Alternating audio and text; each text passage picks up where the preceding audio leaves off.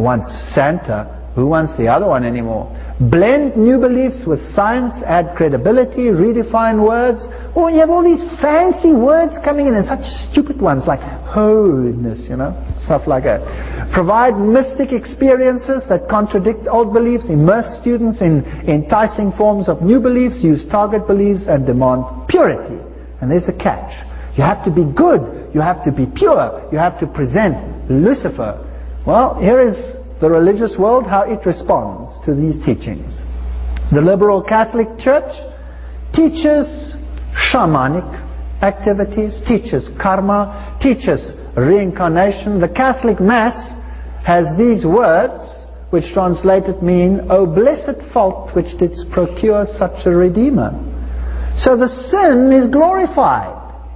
And Mormonism taught the same thing. Mormonism taught that through the what of sin? The gift of sin, we can achieve godhood. Mother Teresa, she is made out in the world to be the ultimate form. And I'm not saying anything negative here, I'm just saying what she says. She says, "Oh, I hope I am converting." I don't mean what you think, what she said before she died.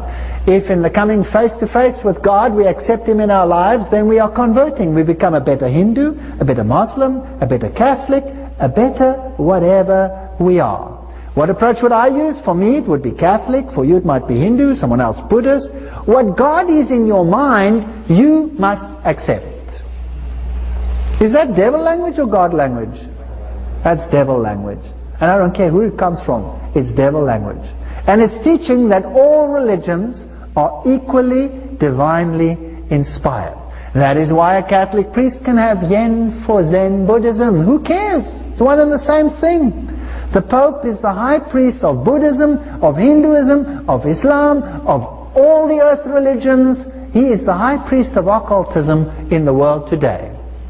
And the Dalai Lama has no problem in acknowledging them. Peace Prize winners, we must merge the ethical and the practical, the political and the priests. Church and state must come together. The sacred and the secular. This was the theme of the Global Conference of Spiritual Parliamentary Leaders of the Human Survival at Oxford. And since that day, it has culminated until at the end of last year in New York, it reached its heyday.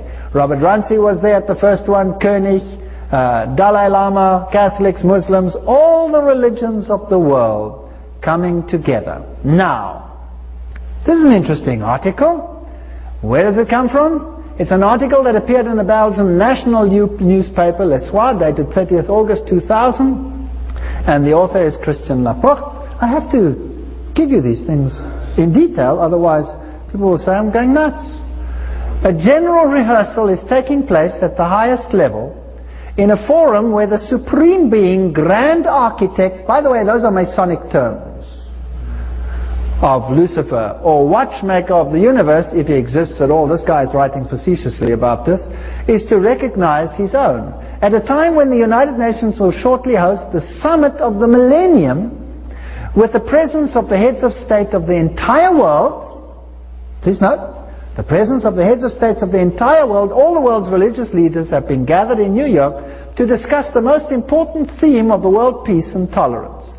The more distant objective to create a kind of United Nations of faith, where the representatives of faith and philosophies could meet, and in order to discuss the future together, whilst abandoning their fatwas, theses, other terrible arms, blah, blah, blah, blah, and relegating them to the cloakroom. This is a very noble ecumenical initiative, with the widest possible meaning having been called into being despite the lack of initiative of the United Nations by Ted Turner. Ooh, interesting. Ted Turner. He financed it. He's a very rich man. He was the founder of CNN. You know that, don't you? Yes, he was married to James Fonda, who funded the initiative. He is the vice president of Time Warner Incorporated and founder of CNN. For every sin there is grace, writes this writer. 10 years ago, the flamboyant boss of instantaneous television had declared that Christianity was nothing but an affair for losers and freaks. Now let me tell you something else about him. This man, considering where he is, must be way up there in the hierarchy. And then, If I look at what he's funding, then I must assume that he is part of this hierarchy who, with the United Nations, who is hosting this organization, has who enthroned as the God of the universe? Lucifer. No wonder he can say that Christianity is an affair for losers and freaks, because he has another God, and this is eyewash. Funding the various religions of the world to become one is an objective of Freemasonry. They must all become one, but you can only become one if Jesus is out of the equation. So these are Luciferian initiatives. This man, the Dalai Lama, is another God man. It's interesting that he's the reincarnation of the original Lama, but in case he should die, the next one is already born. This reincarnation must be very confused, not knowing whether to live in this one or this one at the same time. What a load of rubbish they teach. Isn't it incredible? By the way, he is giving a Masonic signal picture, and he's called by Time magazine God King. And of course he receives a peace prize. And Buddhism and papacy are one and the same. Christianity teaches that I will give you life, and I will give you life to the full. Christ wants to fill you. Buddhism teaches empty yourself until you are nothing, you float until you go. Pathetic. And to reach nirvana is to reach the ultimate state of nothingness. I don't want to reach nirvana. I don't want to be nothing. They promise you paradise and you get nothing in return. And the West runs after it, light out of the East. This man over here is my pet aversion, and my wife always reprimands me and pinches me after this lecture because I just cannot control myself, but I will today.